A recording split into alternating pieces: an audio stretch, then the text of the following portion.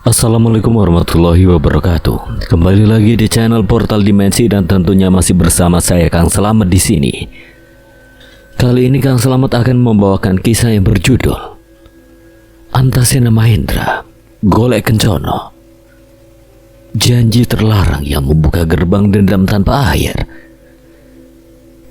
Cerita ini ditulis oleh Ristori, dan sebelum kita masuk ke ceritanya, buat kalian yang belum subscribe channel ini, tekan tombol subscribe-nya terlebih dahulu dan tekan tombol notifikasinya agar kalian tidak ketinggalan cerita terbaru dari Portal Dimensi.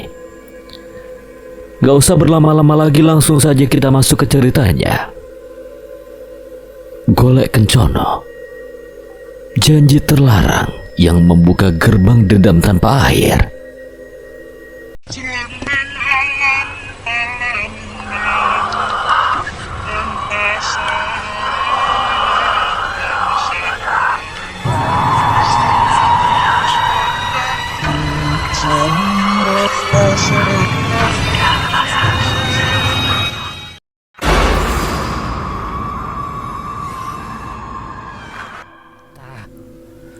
Seto sadar akal sehatnya tidak lagi berguna di ruangan ini.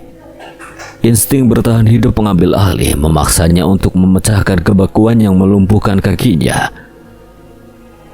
Dengan nafas memburu yang terdengar seperti dengusan hewan terpojok, ia membalikkan badan, mengabaikan boneka yang kini menyeringai lebar dengan mata melotot ke arahnya. Satu-satunya jalan keluar adalah jendela kayu jati tua di sisi kanan ruangan. Pintu utama telah tertutup rapat oleh kekuatan tak kasat mata yang dibawa sang nyai. Seto menerjang ke arah jendela, jari-jarinya yang gemetar mencengkeram grendel besi yang sudah berkarat. Ia menariknya sekuat tenaga, berharap engsel tua itu menyerah. Namun sebelum jendela itu terbuka sepenuhnya, udara di dalam kamar mendadak menjadi sangat dingin, menusuk hingga ke sumsum tulang. Angin pojok kecil berputar di tengah ruangan, menerbangkan kain-kain jarik yang berserakan. Dari sudut matanya, Seto melihat sesuatu yang membuat jantungnya seakan berhenti berdetak. Pisau dapur yang sebelumnya menancap kokoh di dada mayat wanita itu bergerak. Bukan karena ditarik oleh tangan manusia, melainkan tercabut perlahan oleh kekuatan gaib. Seolah ada tangan yang tak terlihat yang menggenggam gagangnya. Suara daging yang terkoyak saat bila besi itu keluar terdengar basah dan mengerikan di telinga Seto. "Mati kau." Bisikan itu terdengar bukan dari telinga, tapi langsung menggema di dalam kepala. Seto berteriak, sebuah teriakan putus asa saat ia berhasil mendorong daun jendela hingga terbuka. Angin malam menerpa wajahnya, memberikan sedikit harapan palsu. Ia menaikkan kakinya ke kusen jendela, bersiap melompat ke kegelapan kebun pisang di luar sana. Akan tetapi karma tidak pernah salah alamat. Bila pisau yang melayang itu melesat secepat kilat, membelah udara dengan suara mendesis tajam. Sebelum Seto sempat melontarkan tubuhnya keluar, benda tajam itu menebas lehernya dengan presisi yang mengerikan. Darah segar menyembur deras, membasahi bingkai jendela dan tirai lusuh di sekitarnya. Tubuh Seto kejang sesaat, matanya membelalak, merekam pemandangan terakhir di dunia fana. Sosoknya yang tersenyum puas dan boneka di atas lemari yang kini menepuk-nepuk tangannya sendiri seolah sedang menonton pertunjukan yang menghibur. Kekuatan di kakinya lenyap, tubuh Seto ambur ke belakang, kembali masuk ke dalam kamar jahanam itu. Ia jatuh berdebam di lantai, tepat di samping kaki mayat wanita yang menjadi korbannya. Nafasnya berbunyi tersedak-sedak oleh darahnya sendiri. Dalam sisa kesadarannya yang memudar, Seto merasakan tangan dingin mayat wanita itu bergerak kaku, meraih tangan kanannya dengan sisa tenaga supranatural yang masih melingkupi ruangan. Jari-jari kaku Seto dipaksa menggenggam gagang pisau yang baru saja merenggut nyawanya. Ia diatur sedemikian rupa seolah-olah ia sendiri yang mengakhiri hidupnya. Gelap pun menelan Seto sepenuhnya, hukuman telah dilaksanakan. Sejak saat itu, Golek Kencono menjadi kaki tangan Dewi Lanjar. Setiap kali ada lelaku yang ingin melakukan pesugihan, Golek Kencono akan melaksanakan tugasnya dengan syarat nyawa sebagai bayarannya, hingga akhirnya boneka terkutuk itu sampai di tangan Juragan Hardi yang saat itu ingin melakukan pesugihan. Tubuhku tiba-tiba tersentak dengan napas yang memburu. Aku masih tak percaya dengan apa yang kusaksikan barusan. Nyai Roro Kencono tidak sepenuhnya jahat, dirinya hanya merasa putus asa atas kepergian putri sematawayangnya. Ditambah lagi sikap suaminya yang durjana, kini aku mengerti alasan dibalik Nyai Roro Kencono tidak menjadikan Kirana sebagai tumbalnya. Bagaimana Pak Mas melihatnya? Iya Kirana, Mas melihatnya. Terima kasih ya telah memberitahu Mas. Sekarang Mas ingin apa? Mas ingin menyelamatkan mereka dan juga membuat Kirana dan Nyai Roro Kencono tenang. Memangnya Mas bisa? Nyai Roro kalau sudah marah serem loh Mas. Aku tahu kata-kata itu bukanlah sekedar ancaman. Sejak berada di rumah ini saja aku juga sudah merasakan energi yang begitu besar. Terlebih lagi Nyai Roro Kencono adalah kaki tangan Dewi Lanjar. Tentu jika aku melakukan sesuatu padanya, Dewi Lanjar tidak akan tinggal diam. Tiba-tiba Kirana turun dari ranjang sambil terbelalak ke arah pintu kamar. Mas, cepat bersembunyi. Ada apa? Belum sempat aku mendapatkan jawaban, hawa dingin yang begitu menekan menusuk batinku. Refleks aku berbalik ke arah pintu kamar, tubuhku seketika menegang tatkala melihat sosok yang dipenuhi amarah berdiri di sana. Berani sekali kau memasuki wilayahku. Sosok wanita berkebaya lusuh, rambut panjang dan kuku panjang berdiri di ambang pintu. Rambutnya berkibar diselimuti aura hitam pekat, membuat udara di sekitar terasa berat. Tak salah lagi, dia adalah Nyai Roro Kencono. Reza melangkah perlahan menyusuri lorong rumah besar terbengkalai itu, mengikuti arah yang sebelumnya ditunjukkan Mahendra. Setiap langkahnya terasa berat, bukan karena jarak, melainkan karena tekanan tak kasat mata yang menyelimuti tempat itu. Udara di dalam rumah terasa lembab dan dingin, seperti ruang bawah tanah yang lama tidak tersentuh cahaya matahari. Dinding-dinding kayu dipenuhi noda hitam, entah bekas jamur atau sisa sesuatu yang pernah merembes dari dalamnya. Lorong itu berakhir pada sebuah ruangan yang pintunya setengah terbuka. Dari celahnya tercium bau menyengat, perpaduan rupa, besi, darah kering, dan kayu lapuk. Semoga nggak salah pilih tempat. Begitu masuk, pandangannya langsung tertuju pada pemandangan yang membuat bulu kuduknya meremang. Ruangan itu tampak seperti tempat ritual. Di tengah lantai terdapat lingkaran samar berbekas simbol-simbol aneh yang tergores. Sebagian tertutup debu, sebagian lagi menghitam seperti bekas terbakar. Di sekeliling ruangan tergantung berbagai pajangan menyeramkan. Topeng kayu dengan ekspresi menyeringai, anyaman jerami yang berbentuk manusia, serta beberapa boneka kain yang digantung terbalik. Di sudut ruangan berjajar boneka-boneka kayu dengan ukuran berbeda. Sebagian duduk, sebagian berdiri kaku menghadap ke tengah ruangan. Di antara semua itu, pandangan Reza tertuju pada sosok manusia yang meringkuk ketakutan itu. Itu adalah Damiri yang meringkuk di sudut ruangan. Memeluk lututnya sendiri, wajahnya pucat, matanya membelalak penuh ketakutan. Tubuh Sukma itu tampak bergetar, seolah hawa dingin menembus langsung ke dalam jiwanya. Mas Damiri. Damiri mendongak cepat. Begitu melihat Reza, ekspresinya berubah panik. Reza, pergi Za. Kamu jangan di sini. Tenang Dam, aku datang buat bantu. Mahendra nyuruh aku ke sini. Tidak bisa, mereka hidup. Semua boneka di sini hidup. Reza hendak bertanya lebih jauh ketika tiba-tiba terdengar bunyi kerak pelan. Ia menoleh.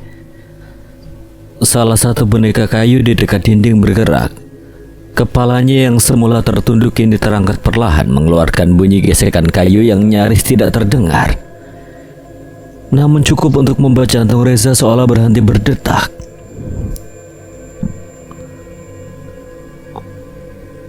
Loh, apa ini? Bonekanya gerak sendiri. Setan wanita itu yang memberi mantra pada mereka. Belum sempat Reza bereaksi lebih jauh, bunyi lain menyusul. Satu persatu boneka di ruangan itu mulai bergerak.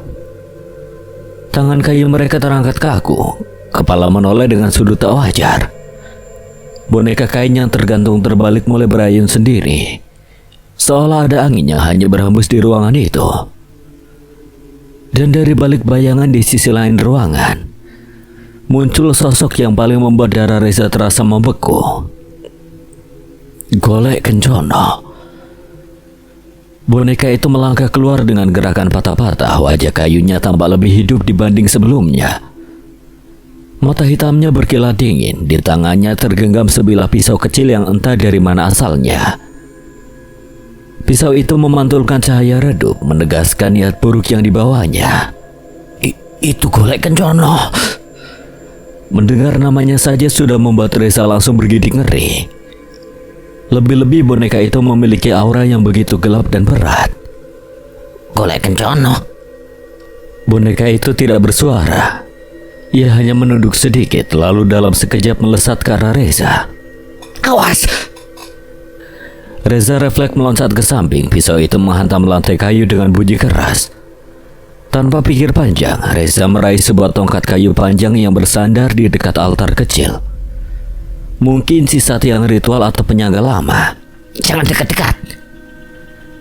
Tongkat kayu menghantam tubuh Golek Kencono, membuat boneka itu terpental ke belakang. Namun alih-alih roboh, boneka itu justru bangkit kembali dengan gerakan lebih cepat, seolah pukulan tadi tidak berarti apa-apa. Di saat yang sama, boneka-boneka lain mulai bergerak mendekat. Ada yang merangkak, ada yang berjalan terseok, ada pula yang melompat turun dari tempat gantungannya. Ruangan itu seketika berubah menjadi neraka kecil. Reza mengayunkan tongkatnya ke kanan dan ke kiri, berusaha menjaga jarak. Sebuah boneka kain berhasil ia hempaskan ke dinding. Namun tak lama kemudian boneka itu kembali bangkit. Kepalanya terkulai miring namun tetap bergerak. Kamu harus pergi. Mereka tidak bisa dihancurkan. Gimana mau pergi, Mas? Wong udah dikepung kayak gini. Lagian juga aku harus perginya sama sampean. Reza terengah, keringat dingin membasahi wajahnya. Setiap kali ia menjatuhkan satu boneka, dua lainnya datang menyerang. Golek Kencono kembali melesat. Pisau di tangannya mengarah ke leher Reza. Reza menangkis dengan tongkat. Tongkat kayu itu retak. Sial. Boneka itu menyerang lagi, kali ini lebih cepat. Reza mundur hingga punggungnya hampir menempel ke dinding. Nafasnya memburut, tangannya gemetar bukan karena kelelahan, tapi karena kesadaran bahwa ini bukan pertarungan yang seimbang. Tiba-tiba salah satu boneka berhasil melompat dan mencengkram kaki Reza. Tubuhnya tersentak, hampir terjatuh. Golek Kencono memanfaatkan celah itu, menusukkan pisau ke arah dada Reza. Dengan sisa tenaga, Reza menghantam kepala boneka itu menggunakan tongkat. Pisau terlepas dan terjatuh ke lantai. Golek Kencono terdorong mundur, namun matanya justru menyala semakin gelap. Boneka-boneka itu kini mengepungnya. Dari segala arah mereka mendekat perlahan, seperti menikmati ketakutan mangsanya.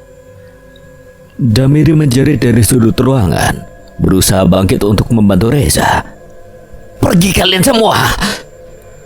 Teriak Damiri dengan sebongkah balok kayu yang ia temukan di sudut ruangan itu. Damiri berlari memukul setiap boneka yang mengepung Reza. Satu persatu boneka hidup itu terpental ke berbagai arah.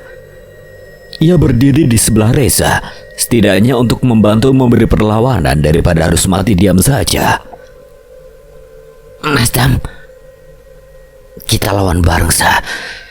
Golek Kencono melangkah maju, mengambil kembali pisaunya. Ia mengangkat senjata itu perlahan, seolah ingin memastikan Reza menyadari apa yang akan terjadi. Reza dan Damiri benar-benar terpojok. Pintu ruangan ritual itu kini tertutup rapat. Tidak ada celah-celah untuk melarikan diri. Di sekeliling mereka, boneka-boneka hidup berdiri membentuk lingkaran yang semakin menyempit. Boneka kayu, boneka kain hingga boneka jerami dengan wajah tanpa mata. Semuanya bergerak perlahan, menyeret langkah dengan bunyi gesekan yang menusuk telinga. Aku nggak mau mati di sini. Tenang, kita belum kalah. Reza menelan ludah, dadanya naik turun cepat, nafasnya pendek-pendek. Namun keyakinan itu rapuh, matanya menangkap sosok Golek Kencono yang melangkah maju dari antara boneka-boneka lain. Boneka itu kini berada di barisan terdepan, pisau di tangannya terangkat perlahan, seolah menikmati ketakutan mangsanya. Wajah kayunya tampak kaku, namun dari sorot mata hitamnya memancar niat membunuh yang jelas. Boneka-boneka lain berhenti memberi jalan, seakan Golek Kencono ingin menyelesaikannya sendiri. Reza mengepalkan tangan, ia mundur setengah langkah hingga punggungnya hampir menyentuh Damiri. Tidak ada lagi ruang untuk menghindar. Kalau ada apa-apa, lari begitu ada celah. Boneka hidup itu kembali menyerang bersamaan dari segala arah. Reza dan Damiri saling melindungi dengan senjata seadanya. Boneka-boneka itu bertebaran ke segala arah akibat hantaman dari keduanya. Satu boneka hidup berhasil mendorong tubuh Damiri hingga terbaring. Reza segera berbalik menghantam boneka itu. Namun dari arah lain tidak luput tubuhnya juga terhantam sebuah boneka yang menabrakkan diri ke punggungnya. Keduanya terbaring di tanah. Buru-buru Reza berbalik arah. Bola matanya terbelalak saat melihat Golek Kencono sudah melayang ke arahnya. Reza tak sempat untuk berdiri ataupun menyerang boneka itu. Boneka yang lain menggelendoti kakinya seolah tidak ingin membiarkan Reza bergerak. Sial! Golek Kencono menghunuskan pisau di tangannya ke arah dada Reza. Pria itu tidak bisa berbuat apa-apa, hanya bisa membuat pertahanan dengan kedua tangannya meski akan tetap terluka. Setidaknya pisau itu tidak melukai titik fatal, namun hal mengejutkan justru terjadi. Sebuah ledakan terjadi, bukan ledakan suara, melainkan gelombang energi gaib yang menyapu ruangan. Seperti ombak tak kasat mata menghantam segala sesuatu di sekitarnya. Boneka-boneka yang mengelilingi mereka terhempas bersamaan. Tubuh-tubuh kayu dan kain itu terpental menghantam dinding dan lantai dengan bunyi berantakan. Dalam hitungan detik, ruangan yang semula penuh ancaman berubah sunyi. Boneka-boneka itu tergeletak tak bergerak. Ada yang terbelah, ada yang patah, ada pula yang masih utuh namun benar-benar mati. Tak ada lagi gerakan, tidak ada aura, hanya satu yang masih bergerak. Golek Kencono, boneka itu terpental paling jauh, menghantam altar ritual hingga terjungkal. Pisau di tangannya terlepas dan meluncur ke sudut ruangan. Golek Kencono terduduk sesaat, seolah juga terkejut oleh gelombang energi yang barusan muncul. Reza dan Damiri terdiam sama-sama tercengang. Apa yang terjadi? Aku juga nggak tahu, Mas. Reza tidak menyadari cincin di jari tangannya. Cincin warisan terasuk Majati itu memancarkan cahaya samar yang sebelumnya nyaris tak terlihat. Cahaya itu berdenyut seperti jantungnya tiba-tiba berdetak keras. Reza menatap kedua tangannya sendiri, dadanya masih bergetar. Nafasnya belum teratur, cincin di jarinya kini kembali redup seolah tidak pernah terjadi apa-apa. Tidak ada waktu untuk berpikir lebih lama. Sekarang, kita pergi. Ia menarik tangan Damiri membantu pemuda itu berdiri. Kaki Damiri sempat limbung, namun dorongan adrenalin memaksanya bergerak. Mereka berlari ke arah pintu yang tadi tertutup rapat. Reza menendangnya sekuat tenaga, pintu itu terbuka dengan keras. Udara lorong menyambut mereka seperti kebebasan yang tertunda. Mereka berlari keluar tanpa menoleh. Suara langkah mereka menggema di lorong panjang rumah besar itu, namun dari belakang terdengar bunyi kayu berderak. Golek Kencono bangkit, boneka itu mengambil pisaunya kembali. lalu melesat mengejar. Gerakannya jauh lebih cepat dari sebelumnya, seolah kemarahan dan rasa terancam membuatnya tidak lagi bermain-main. Dia ngejar. Reza menoleh sekilas, jarak mereka tidak jauh, terlalu dekat. Terus lari, Mas. Tegas Reza yang langsung mengambil posisi berlari di belakang Damiri. Meski masih bingung dengan yang barusan terjadi, Reza merasa kalau ada sesuatu yang melindunginya. Mereka berlari berbelok ke satu persimpangan. Reza mengingat dasar tanah rumah ini dari apa yang ia lihat sebelumnya. Setibanya mereka di ruang tengah rumah terbengkalai itu, keduanya dikejutkan dengan suara berdebam yang cukup keras. Innalillahi. Apa itu, Zah? Itu dari lantai 2, Mas. Reza terdiam sesaat. Rasa cemas mulai menggelayuti Mahendra berada di lantai 2 untuk mencari kamar Kirana, dan suara itu berasal dari sana. Mahendra, Mas. Dia di lantai 2. Tanpa berpikir panjang, Reza langsung berbelok, berlari menuju tangga lantai 2. Damiri ragu sejenak lalu mengikuti. Kita harus keluar, bukan malah naik. Aku nggak bisa ninggalin dia, Mas. Mas Dam keluar aja duluan. Ngono ya. Yo Istamelo. Di belakang mereka, Golek Kencana mengeram. Suara aneh yang keluar dari rongga kayunya, lalu kembali mengejar. Pisau di tangannya terangkat, langkahnya cepat hampir melayang di atas lantai.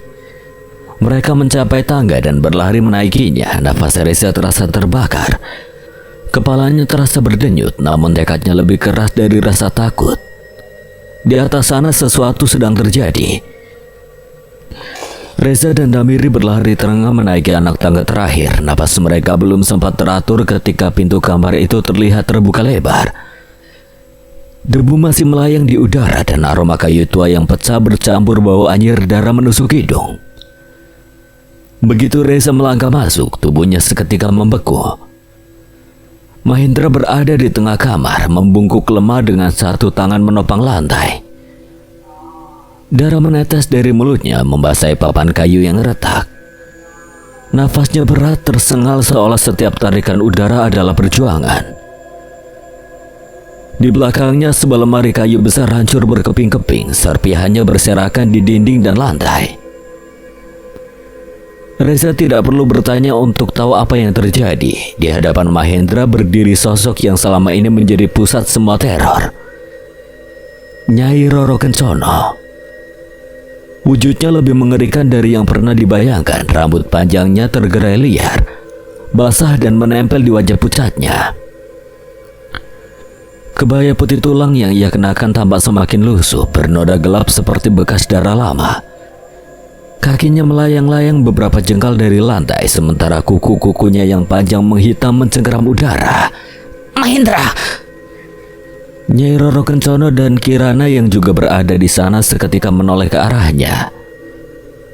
Tatapan matanya tajam dan dingin, memancarkan kebencian yang begitu pekat. Mahendra terbatuk lagi, darah segar menyembur dari bibirnya.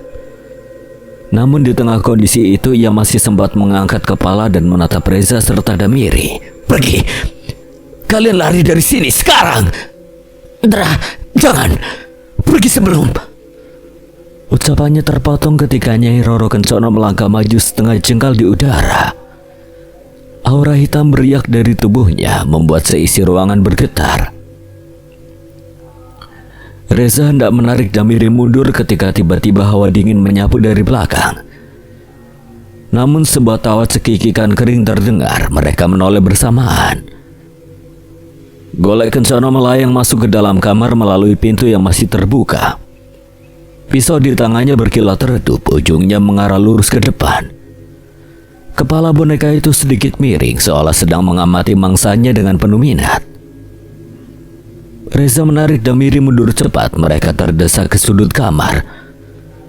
Punggung hampir menempel di dinding yang dingin dan lembab. Kita terjebak lagi. Kita memang nggak tahu kapan cobaan akan datang, Mas. Reza menelan ludah, matanya menyapu ruangan dengan cepat, mencari apapun yang bisa digunakan. Di dekat kakinya ia melihat sebuah guci tanah liat tua. Sebagian retak, mungkin sisa perlengkapan ritual. Tanpa banyak berpikir, Reza meraih guci itu. Ia menutup mata sejenak, mengatur napas, selalu merapal mantra yang pernah ia pelajari, setengah percaya, setengah nekat. Guci itu bergetar di tangannya, permukaannya menghangat. Reza membuka mata dan melemparkannya sekuat tenaga ke arah Golek Kencono. Guci itu menghantam tubuh boneka tersebut dan meledak, pecah berkeping-keping disertai semburan energi yang memekakkan telinga. Ledakan itu membuat Golek Kencono terlempar ke lantai. Tubuh kayunya terguling beberapa kali. Damiri sempat terkejut Reza bisa melakukan hal itu, namun seketika menyadari kalau Reza berteman dekat dengan Mahendra, tidak mungkin kalau dirinya tidak memiliki kemampuan seperti Mahendra. Berhasil, Zah. Boneka itu tergeletak diam sesaat. Kepalanya terpisah dari badan, menggelinding pelan lalu berhenti. Namun detik berikutnya sesuatu yang mengerikan terjadi. Kepala boneka itu berputar sendiri, kembali menghadap ke arah mereka. Mata hitamnya menyala dan perlahan tubuhnya terangkat kembali ke udara. Potongan-potongan kayu yang pecah menyatu lagi seolah ditarik oleh kekuatan tak terlihat. Boneka itu nggak bisa hancur. Golek Kencono kembali melayang, kali ini lebih cepat dan lebih buas. Pisau di tangannya terangkat tinggi. Di sisi lain kamar, Mahendra mencoba bangkit, tubuhnya gemetar hebat. Ia mengepalkan tangan, berusaha mengumpulkan tenaga batin, namun wajahnya menegang, seolah ada sesuatu yang menekan dari dalam. Ilmu apa ini? Dadaku terasa diremas, dan kekuatan batinku tidak bisa digunakan. Entah kenapa kemampuannya tidak merespon, seolah ada dinding tak kasat mata yang menahan seluruh kekuatannya. Nyai Roro Kencono menoleh ke arah Reza dan Damiri. Bibirnya melengkung membentuk senyum tipis yang mengerikan. Matanya berkilat bersinar tajam. Mahendra mendongak dan seketika menyadari sesuatu. Ketika Nyai Roro Kencono datang ke kamar Kirana, Mahendra bertatap muka dengan Nyai Roro Kencono. Saat itu juga tubuhnya seketika bergetar dan jantungnya terasa diremas. Tidak ingin hal yang sama terjadi pada kedua temannya, ia segera berteriak memberi peringatan. Jangan lihat matanya. Tatapan Nyai Roro Kencono menancap ke arah mereka. Damiri refleks terangkat kepalanya. Namun Reza dengan cepat menarik lengannya dan memaksa keduanya menunduk. Jangan lihat. Bentak Reza panik. Jika Mahendra sudah memberi peringatan, berarti ada mara bahaya yang datang. Hawa dingin menekan kepala mereka, seperti beban berat yang memaksa kesadaran tergerus. Reza menggigit bibirnya hingga terasa perih, menahan dorongan untuk mendongak. Damiri gemetar hebat. Nafasnya tersengal, seolah ada tangan tak terlihat yang mencekik dadanya. Golek Kencono kembali menyerang. Pisau itu melesat ke arah mereka. Reza menarik Damiri ke samping. Pisau itu melesat ke arah mereka. Reza menarik Damiri ke samping. Pisau itu menghantam dinding dengan suara nyaring. Pecahan kayu berterbangan. Mahendra berusaha bergerak, namun kakinya terasa seperti ditanam ke lantai. Setiap kali ia mencoba mengerahkan tenaga batin, kepalanya berdenyut hebat. Darah kembali mengalir dari mulutnya. Nyai Roro Kencono tertawa pelan. Aku sudah memperingatkan. Yang ikut campur akan mati. Nyai Roro Kencono yang sebelumnya ingin mengincar Reza dan Damiri seketika menoleh ke arah Mahendra. Tatapannya lebih tajam dari sebelumnya, seolah tidak terima kalau ada orang yang mengetahui masa lalunya.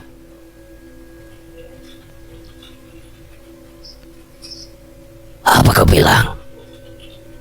Aku tahu tentang Murni.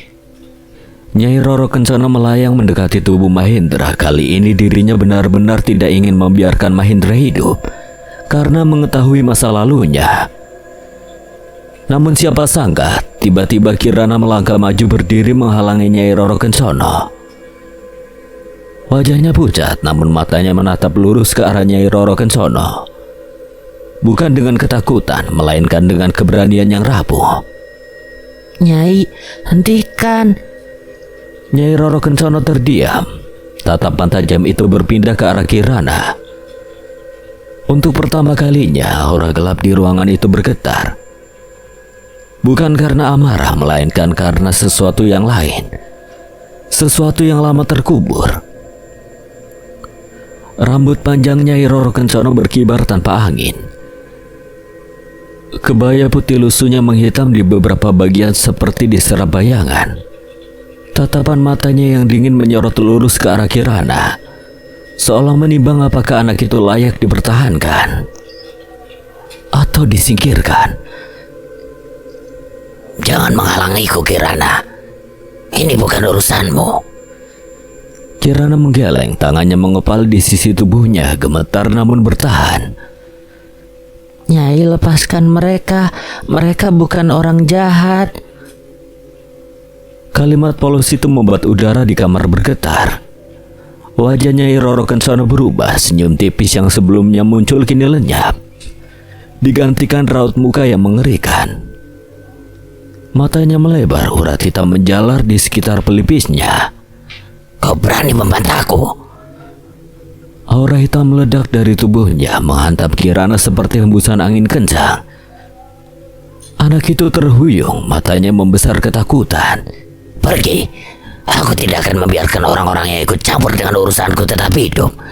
Apalagi sampai mengetahui masa laluku. Kirana menjerit kecil, ketakutan yang selama ini ia tahan akhirnya runtuh. Dengan air mata mengalir di pipi, ia berbalik dan berlari keluar kamar. Langkahnya tergesa menyusuri lorong gelap lantai 2. Begitu Kirana menghilang dari pandangan, tatapannya Roro Kencono perlahan beralih. Kini matanya tertuju pada Mahendra. Pemuda itu masih membungkuk di lantai, satu tangan menekan dadanya yang terasa seperti diremas kuat-kuat. Darah terus mengalir dari sudut bibirnya, menetes ke papan kayu. Nafasnya semakin berat. Setiap tarikan terasa menyakitkan. Nyai Roro Kencono melayang mendekat. Kau yang paling mengganggu. Sementara itu di sisi lain kamar, Reza dan Damiri masih bertarung mati-matian melawan Golek Kencono. Boneka itu kembali bangkit setiap kali terjatuh. Tubuh kayunya mungkin retak, namun selalu menyatu kembali seolah ada kehendak lain yang mengikatnya. Reza menghantam tubuh boneka itu dengan berbagai benda yang ada di kamar itu, membuatnya terlempar ke dinding. Namun hanya beberapa detik kemudian Golek Kencono kembali melayang dengan pisau terangkat. Kenapa kau susah mati sih? Kayaknya kalau setan itu masih ada, boneka itu nggak akan mati, Zah. Awas, Zah. Damiri mendorong boneka itu dengan kursi kayu, namun tenaganya jauh dari cukup. Setiap kali mereka menjatuhkannya, boneka itu kembali bangkit. Terus seperti itu. Di tengah kekacauan itu, Nyai Roro Kencono tiba-tiba mengulurkan tangannya ke arah Mahendra. Leher pemuda itu seketika terangkat. Tidak ada manusia yang boleh mengetahui tentang masa laluku. Mahendra tercekik, tubuhnya melayang beberapa jengkal dari lantai. Kakinya meronta lemah, tangannya mencengkeram udara. Mahendra. Reza hendak berlari mendekat, namun Golek Kencono menghadang dengan sabetan pisau. Reza menangkis sebisanya, mundur beberapa langkah. Boneka jangkrik, bau santen ngono loh. Pisau itu kembali menyambar, kali ini terlalu cepat. Ujungnya menggores lengan Reza, meninggalkan luka tipis namun cukup dalam. Darah segar mengalir menetes ke lantai. Rasa perih menyengat, namun justru di detik itu Reza tersadar. Cincin Sukma Jati, ingatannya meleset pada kejadian Rogowening. Bagaimana darah yang menyentuhnya bereaksi, Reza menatap darah di lengannya, lalu ke arah cincin di jarinya. Harusnya cara ini berhasil. Dengan cepat Reza meraih sebuah benda kecil di lantai, pecahan kayu runcing dari lemari yang hancur. Ia mengoleskan darah segarnya ke ujung benda itu, lalu mengusap sisa darah ke cincin Sukmajati. Mas Dam, bantu aku masukin benda ini ke mulutnya. Buat apa sih? Apa Golek Kencana mangan res-resan kayu? Wes pokoknya bantu aku nahan boneka itu. Damiri mengangguk tanpa banyak tanya lagi. Dirinya mengangkat sebuah kursi kayu, lalu berdiri ke arah boneka itu. Ia mendorong Golek Kencana dari samping, membuat boneka itu sedikit oleng, hingga Damiri menekannya di dinding. Bagus, tahan Mas. Reza buru-buru memaksa membuka mulut boneka itu dengan satu gerakan nekat. Ia menyelipkan pecahan kayu yang sudah berlumur darah ke dalam mulut Golek Kencana. Cepat menjauh Mas. Keduanya mundur menjauh dari boneka itu, menunggu reaksi yang akan terjadi selanjutnya. Boneka itu kejang, tubuhnya bergetar hebat. Pisau terlepas dari tangannya, mata hitamnya membelalak, seolah ada sesuatu yang menghantam dari dalam. Golek Kencana terjatuh ke lantai, tubuhnya menghantam keras. Kali ini tidak ada gerakan menyusul. Kepalanya terkulai, tangan dan kakinya kaku. Berhasil, entah tapi dia nggak bangkit.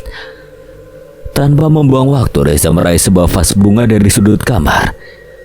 Hiasan tua yang entah bagaimana masih utuh. Ia berapal mantra ajian Watu Roso dengan napas terengah, mengumpulkan sisa keberaniannya.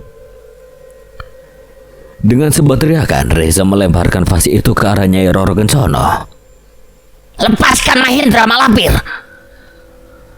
Vas itu pecah di udara, menghantam aura hitam di sekitar Nyai Roro Kencana. Hanya sebuah ledakan kecil yang terjadi, namun Nyai Roro Kencana tidak menggubrisnya. Masih mencengkeram leher Mahendra, Reza dan Damiri melempari setan itu dengan benda-benda yang ada di sana sembari mengumpat. Dasar mak lampir, gerandong, jerangkong, jepit alas. Maerot. Maerot ki sapa Mas Dam? Tukang pijet jah. Masa kamu gak tahu? Hah, ya wis ora apa-apa. Dasar Maerot. Dengan lantang Reza melempar hiasan sebesar kepala. Ledakan yang terjadi cukup besar, membuat Nyai Roro Kencana seketika menoleh ke arahnya. Serpihan berterbangan energi gaib beriak. Nyai Roro Kencana menjerit marah. Tangan yang mencekik Mahendra terlepas. Tubuh pemuda itu jatuh ke lantai, terbatuk keras sambil menghirup udara dengan rakus. Apa kau ingin mati lebih dulu, bocah sialan? Nyai Roro Kencana kini sepenuhnya tertuju pada Reza. Matanya menyala gelap. Senyum kejam terukir di wajahnya. Rambut Nyai Roro Kencana berkibar akibat amarah yang meluap. Dia kesini sah. Damiri panik melihat kengerian yang ada di hadapannya. Tubuhnya gemetar. Suasana di kamar itu berubah lebih mencekam. Udara terasa berat. Reza tersentak ketika melihat Nyai Roro Kencana melayang cepat ke arahnya. Aura hitam di sekeliling sosok itu berputar liar, seperti badai yang siap menelan apapun di hadapannya. Tanpa berpikir panjang, Reza menoleh ke arah Damiri yang masih berdiri terpaku. Mas Dam, keluar sekarang. Namun peringatan itu terlambat. Nyai Roro Kencana hanya mengibaskan tangannya satu kali. Gerakan itu tampak sederhana, nyaris malas, namun kekuatan yang menyertainya tak terlihat oleh mata biasa. Dalam sekejap, tubuh Reza dan Damiri terhempas bersamaan, melayang di udara sebelum menghantam dinding kamar dengan suara dentuman keras. Damiri terjatuh lebih dulu, tubuhnya terkapar di lantai. Punggungnya terasa seperti dihantam palu raksasa. Nafasnya tertahan dengan membelalak, menahan nyeri yang menjalar dari dada hingga perut. Ia mencoba bergerak, namun rasa sakit membuatnya hanya mampu mengerang pelan. Reza bernasib tak jauh berbeda. Tubuhnya terpelanting ke sisi lain kamar. Bahunya menghantam lemari yang tersisa hingga kayunya retak. Ia terjatuh berlutut. Satu tangannya menahan lantai, napasnya terengah. Nyai Roro Kencana melayang di tengah kamar, rambut panjangnya berkibar liar. Wajahnya berubah penuh amarah, tidak ada lagi sisa keraguan di sana. Yang ada hanya kebencian murni. Kalian semua benar-benar membuatku marah. Sudah berani ikut campur dengan urusanku dan sekarang berusaha merusak boneka kesayanganku. Kau pikir kemampuanmu cukup untuk menghentikanku? Belum sempat Reza menjawab, tubuhnya kembali terangkat. Nyai Roro Kencono melemparnya begitu saja seperti boneka tak bernyawa. Reza menghantam dinding lalu terjatuh terguling ke lantai. Darah segar menyembur dari mulutnya membasahi dagu dan dadanya. Meski saat ini mereka hanya berupa sukma saja, di sisi lain rumah terbengkalai ini serasa sama dengan dunia nyata. Tubuh mereka tetap nyata seolah raga itu sendiri. Reza. Damiri berusaha bangkit, namun tubuhnya kembali tertekan oleh hawa dingin yang menusuk. Nyai Roro Kencono tidak berhenti. Dengan gerakan cepat ia kembali melempar Reza. Kali ini ke arah Mahendra. Mahendra yang masih membungkuk lemah di lantai hanya sempat mendongak ketika tubuh Reza menghantamnya. Tubuh mereka bertabrakan keras, suara benturan tulang terdengar jelas. Keduanya terlempar beberapa jengkal, jatuh terpisah dengan napas tersengal. Mahendra mengerang pelan, rasa sakit di dadanya kembali memuncak, seolah sesuatu meremas jantung dan paru-parunya bersamaan. Darah kembali mengalir dari mulutnya, penglihatannya sempat mengabur. Sial, aku tidak bisa melepaskan pengaruhnya. Meski dengan cincin Pancasona ataupun dengan amalannya yang mampu menetralkan, pengaruh Nyai Roro Kencono begitu kuat. Tidak bisa dilenyapkan begitu saja. Ia terus mencoba menggerakkan tangannya, memanggil kekuatan batin yang selama ini selalu menjawab. Namun tidak ada apa-apa. Kosong. Seperti ada selubung tebal yang menahan seluruh kemampuannya. Nyai Roro Kencono melayang mendekat, menatap ketiganya dengan senyum kejam. Kalian sudah selesai. Tidak ada lagi yang bisa menolong. Reza terbatuk keras, darah menetes dari sudut bibirnya jatuh ke lantai. Tubuhnya penuh luka, setiap napas terasa seperti pisau menusuk dada. Namun matanya masih terbuka menatap sosok di hadapannya dengan sisa keberanian. Lalu beralih pada Mahendra yang tampak merasakan sakit yang begitu dalam. Dra, kamu kenapa? Tanya Reza bingung, dia masih belum mengerti apa yang terjadi dengan temannya itu.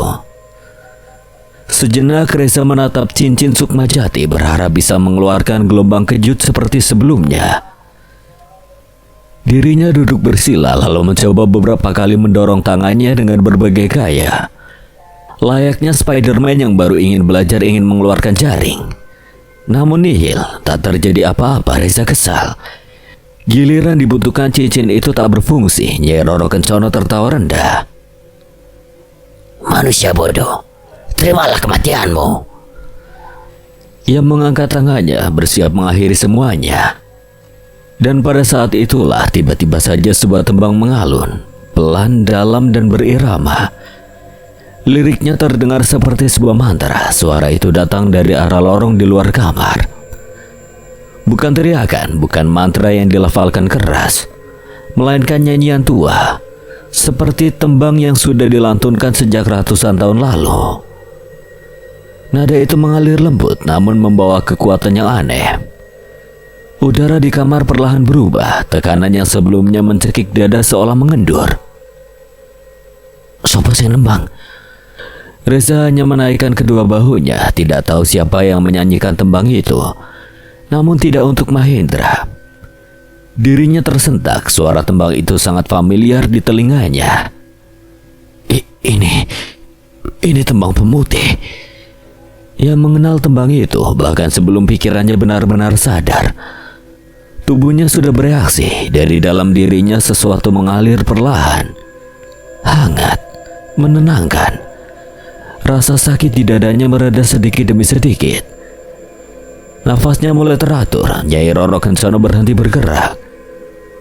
Kepalanya menoleh perlahan ke arah pintu kamar. Wajahnya berubah, bukan lagi amarah, melainkan keterkejutan yang bercampur waspada. Datang lagi manusia merepotkan. Tembang itu semakin jelas. Langkah kaki terdengar menyusul, pelan namun mantap. Dari balik pintu kamar yang setengah terbuka muncullah sosok seorang pria parubaya, rambutnya memutih sebagian. Wajahnya tenang, sorot matanya tajam namun penuh kebijaksanaan. Ia mengenakan pakaian serba hitam yang sederhana, tanpa hiasan apapun, dengan sendal jepit lusuh sebagai alas kakinya. Ia melangkah masuk sambil terus melantunkan tembang itu. Mahendra menatap sosok itu dengan senyum mereka. Bahaya, akhirnya datang juga. Itu adalah Bahaya. Nyai Roro Kencana mundur setengah jengkal di udara. Aura hitam di sekelilingnya bergetar seolah terganggu oleh tembang yang terus mengalun. Tembang pemutih, sudah lama sekali aku tidak mendengarnya. Bahaya berhenti melangkah. Ia menatap Nyai Roro Kencana dengan tenang, tanpa rasa takut. Tembang itu tetap mengalun, keluar dari mulutnya seperti nafas. Sena, bangun dan pergi dari sini. Cahaya samar mulai menyelimuti Mahendra. Luka-lukanya belum sembuh sepenuhnya, namun kekuatannya perlahan kembali. Selubung yang menahan batinnya meleretak. Nyai Roro Kencana mendesis marah, namun kali ini ada keraguan di matanya. Mahendra perlahan bangkit dari lantai kamar yang porak-poranda itu. Tubuhnya terasa jauh lebih ringan dibandingkan beberapa saat lalu, seolah beban yang tadi menekan sukmanya telah diangkat, meski belum sepenuhnya hilang. Ia mengepalkan tangan, merasakan aliran kekuatan batin yang kini kembali mengalir dengan jelas, hangat, stabil, dan patuh pada kehendaknya. Mahendra menoleh ke arah Damiri dan Reza. Kalian berdua tunggu di luar. Tuntun Sukma Bima dan Sadam untuk keluar dari rumah ini. Keduanya saling pandang sekilas, selalu bergegas menuju pintu kamar. Tubuh mereka masih sempoyongan, namun rasa takut telah berubah menjadi dorongan untuk bertahan hidup. Mereka melewati lorong sempit dengan langkah terseok, meninggalkan kamar yang kini kembali dipenuhi aura menekan.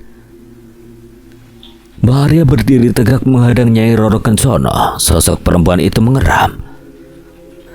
Matanya merah menyala. Ia mengibaskan tangannya, gerakan yang sama yang sebelumnya dengan mudah melempar Reza dan Damiri seperti daun kering.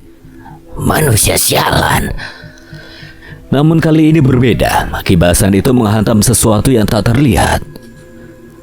Udara di depan Bahaya bergetar, menciptakan riak seperti permukaan air yang disentuh batu. Kekuatan itu lenyap begitu saja, seolah tertelan oleh dinding gaib yang melindungi tubuh lelaki tua itu. Nyai Roro Kencana terhenti sesaat, wajahnya menunjukkan keterkejutan yang sulit ia sembunyikan. Rupanya kau cukup tangguh ya. Apa kau sadar siapa yang kau hadapi? Hanya roh yang tersesat. Ia melangkah satu tapak ke depan, menancapkan kakinya kuat ke lantai kayu yang retak. Kedua tangannya terangkat perlahan, telapak menghadap ke depan. Dari atas kepalanya Nyai Roro muncullah lingkaran cahaya memancar tidak menyilaukan, namun cukup untuk membuat udara di sekitarnya terasa berat. Ajian pengikat raga. Cahaya itu melesat membentuk sulur-sulur yang berpilin cepat. Dalam sekejap cahaya tersebut melilit tubuh Nyai Roro Kencana. Lengannya terikat, tubuhnya tertahan di udara. Gerakannya tertahan seolah dirantai oleh sesuatu yang tak kasat mata. Nyai Roro Kencana menjerit marah, tubuhnya meronta, rambutnya berkibar liar.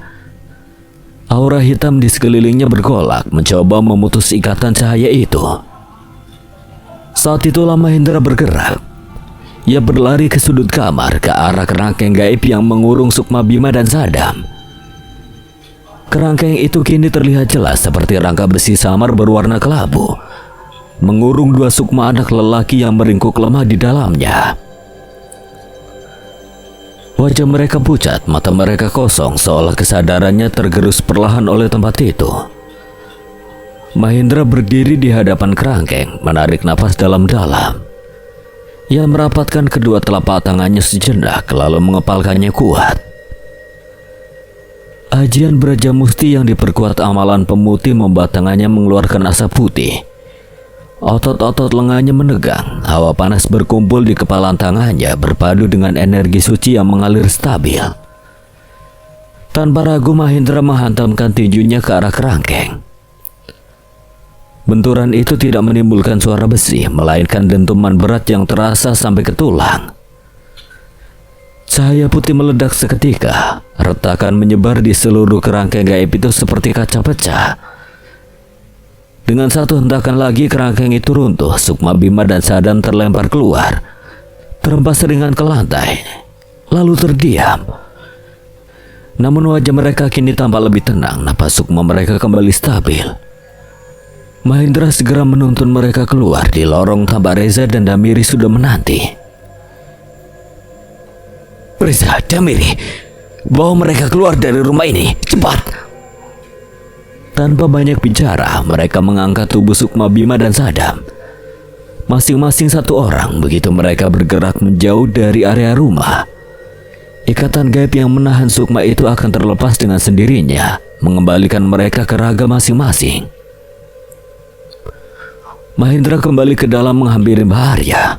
Mbah, aku ikut menghadapi dia. Tidak malam ini. Kenapa, Mbah? Mahendra, ada hal yang ingin aku katakan sebelum menghadapinya. Mahendra terdiam. Ia mengenal nada suara itu. Ada sesuatu yang belum seharusnya ia hadapi sekarang. Begitu ya, Mbah? Ya sudah, aku keluar. Dengan berat hati ia mengangguk. Ia berbalik dan berlari keluar kamar, menyusul Reza dan Damiri yang sudah lebih dulu menjauh. Di dalam kamar, Nyai Roro Kencono menjerit keras.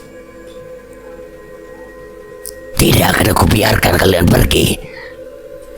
Ikatan cahaya di tubuhnya meleretak dengan dorongan amarah yang luar biasa. Ia memutus ajan pengikat raga itu. Sulur cahaya hancur berkeping-keping lenyap di udara. Dalam sekejap ia melesat. Cakarnya memanjang, hitam dan tajam, mengarah langsung ke arah Baharya. Namun lelaki tua itu sudah melangkah keluar dari kamar dan berdiri tegak di depan kamar. Kedua tangannya kembali terangkat. Mantra mengalun dari mulutnya, bukan keras, bukan pula buru-buru. Udara di sekeliling rumah bergetar. Cahaya pucat kembali muncul. Kali ini membentuk sebuah rantai cahaya yang mengunci kamar itu. Itu adalah ilmu kerangkeng Sukma Baharya. Meski tanpa raga, dirinya bisa menggunakan setengah dari energi sukmanya untuk menahan Nyai Roro Kencono. Kau pikir bisa menahanku dengan ini? Nyai Roro Kencono menyerang kerangkeng dengan penuh amarah, namun tidak bisa dihancurkan begitu saja. Ini akan menahanmu sesaat. Baharya tahu batasannya. Ia tidak menggunakan seluruh kekuatannya, dan kerangkeng Sukmo ini mungkin hanya akan bertahan selama 1 hari.